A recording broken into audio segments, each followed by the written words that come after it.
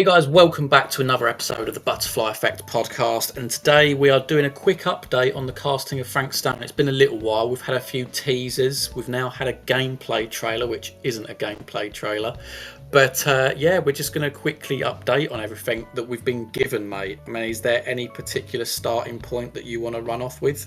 I guess the fact we still don't have a release date, it just sort of says add to wish list now. No kind of like theories.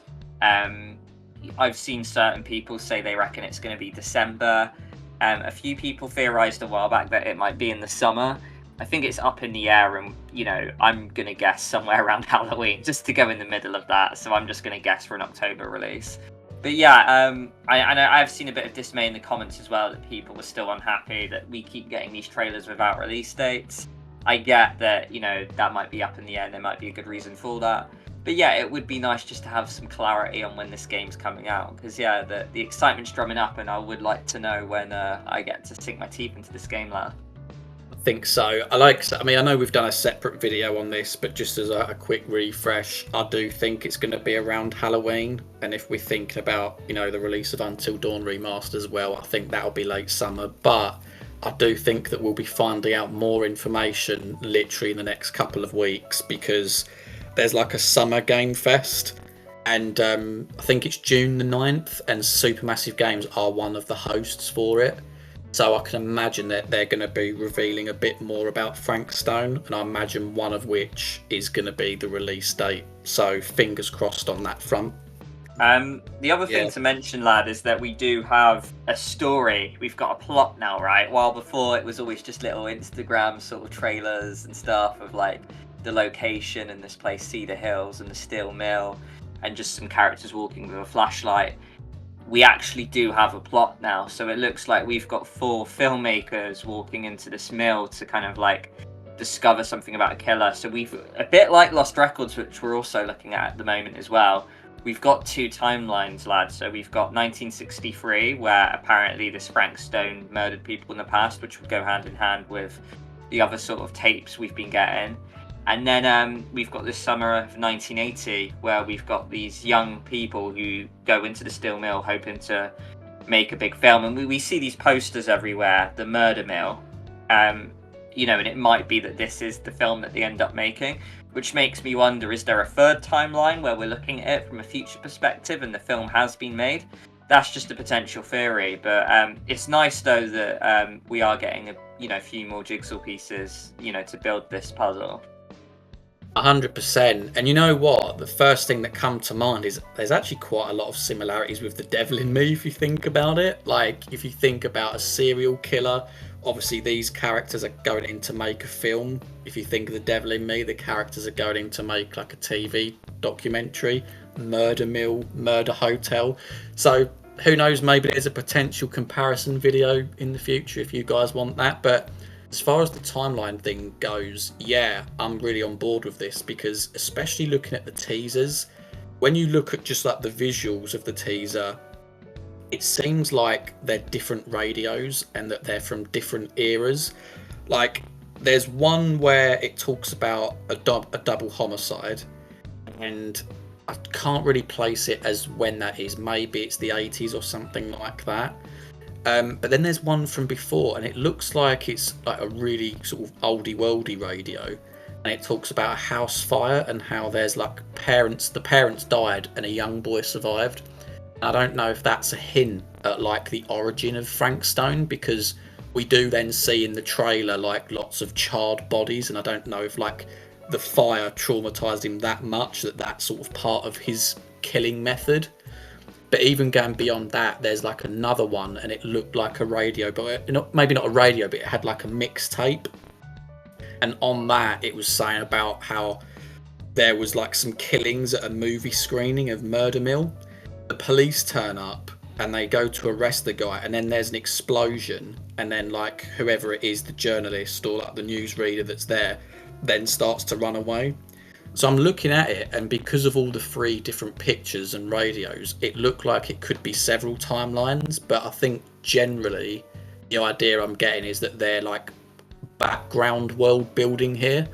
like a lot of this stuff, perhaps like they did with the Quarry, is stuff that we're going to find out in game as like clues and things. I don't know if like what your thoughts are on that. Yeah, potentially. So, it is a really good point. And I've been doing some sort of like pausing at like major moments and stuff in this like recent gameplay trailer we've had.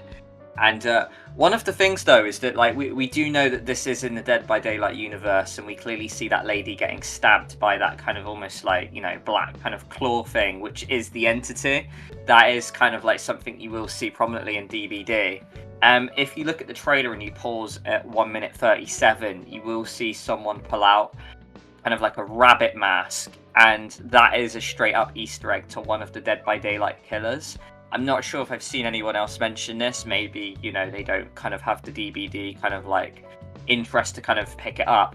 But yeah, like one of the killers is this Russian lady called Anna, who's the Huntress, who goes around throwing like hatchets. She's one of the most iconic killers in the game.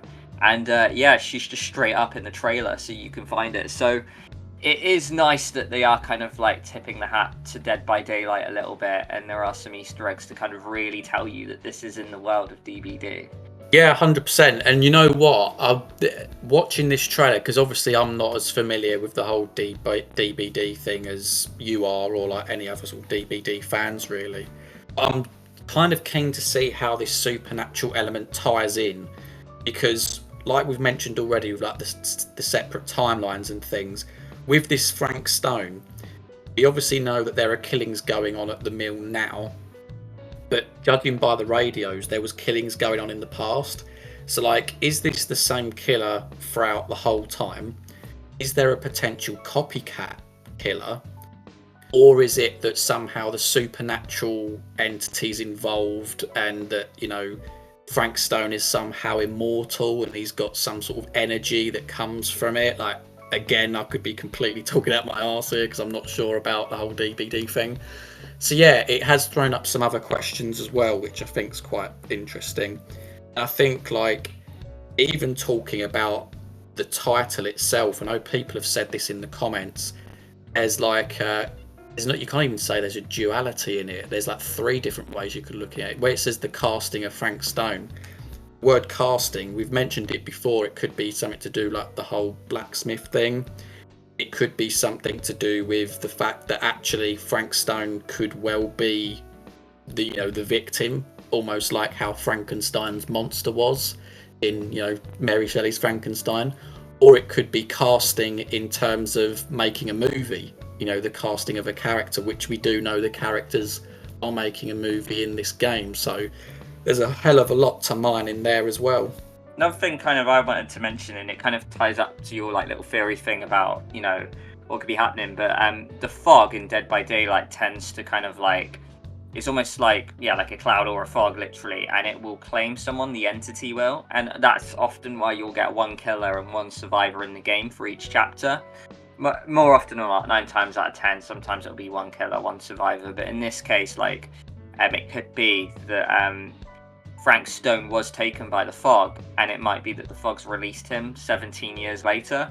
So that is just a definite possibility, and that is why like the fog will have hold of like your Michael Myers, your Leatherfaces, your Ghostface, like a bunch of killers that are like, you know, horror icons essentially.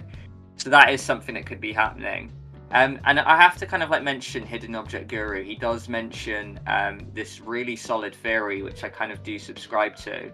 The fact that you've got this 3rd timeline and there's this poster, and it's almost like a movie has been made. Does that mean that there is going to be a character with plot armor? Because you're going to have someone that goes through to the end that makes the movie. Now, if you look at like the end, you'll kind of see these 4 characters in the vignette. You'll have 2 males and 2 females.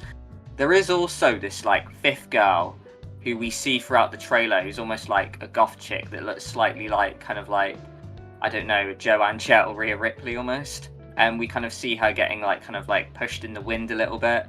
And I'm kind of trying to think what her relevance is. And yeah, there is a potential theory that this girl will somehow like make it to the end, or maybe get grabbed by the fog somehow. So like we'll have to keep an eye on that as well. So yeah, there's just loads of theories strumming around, and yeah, that's potentially what it could be.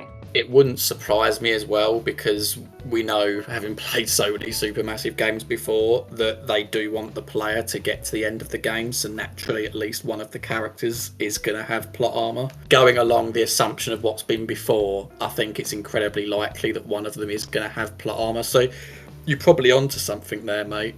But you know what, like, while we talk about characters, something I noticed in the trailer sort of come as an idea of me. You see the 4 characters, don't you? You see like the 4 young people, which is what we've got used to with DPA. It's what we've got used to even with like some of the other ones as well. But there is a bit where you like see 2 cops go into the mill, and they're looking at like blood and guts or whatever on the floor. And just as an idea, as something I would really like to see them do, is it would be good if we could play as the 4 characters that are like a group of friends, but also separately play as like a cop who's like trying to solve the mystery as well. Almost like you get in Quantic Dream, where you've got, you know, each character's got their own story, but then towards the end they naturally come together. Because I think at the minute we're very familiar with just playing as characters that they're all going through the same thing. Whereas it'd be great if we could play as the cop and have moments where, you know, we're investigating and detecting, and there's other stuff going on away from the murder mill, but then we're then transported back into the 4, and then they can do their own thing, you know, making the movie, finding clues. And I think it would just be a little interesting dynamic that Supermassive probably haven't really explored before. No, I do like that, and I recently played that horror game, Song of Horror, and you'll have that where you'll get people tied into the main story, but it could be that one of them dies and then you have to bring someone else in. And then there's people just such as like the security guard of the venue that you're in, that'll be a playable character. It might be like the cop. It could be like the electrician, for example.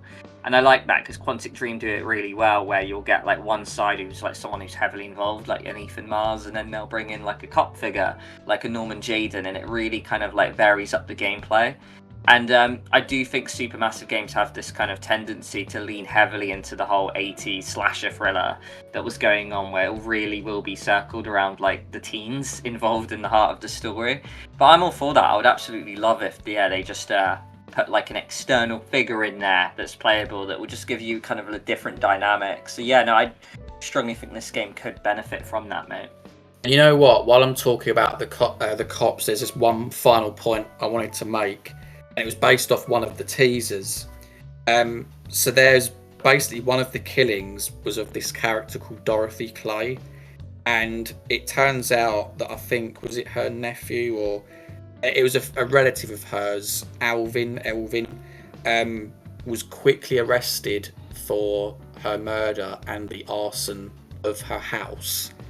And the way the reporter reads it, it's saying that it was a really rapid investigation by Sheriff Kusic. I'm just going to sort of throw it out there that potentially there is a cover-up by the police. Obviously, they're sort of putting it out there as, oh, we're eager to, you know, apprehend the culprit and bring justice quickly. But actually, there could be something more sinister going on, and the cops are perhaps somehow involved. Or, you know, maybe it is just for appearance's sake, they want to arrest someone to try and calm the town of Cedar Hills, because they really have no control of what's going on at the mill with all like the supernatural stuff. So perhaps that's something to put a pin in and, you know, keep an eye on when we actually play it. Yeah, no, I actually really like the idea of that, because like there is that theory that like the kids have to end up parkouring up to this room, which looks quite difficult to get to. So it might be that the police just didn't, you know, get there. But that is a solid theory and one I haven't heard yet. So yeah, you know what, mate? If we play this game and there is something along the lines of a police cover-up, we'll look back at this video. We'll give you a massive pat on the back for that one. It's like, that would be an insane catch. Yes, please. So there we go, guys. So that was our update video of the casting of Frank Stone. We went through the trailer. We talked about some of the teasers, release date speculation.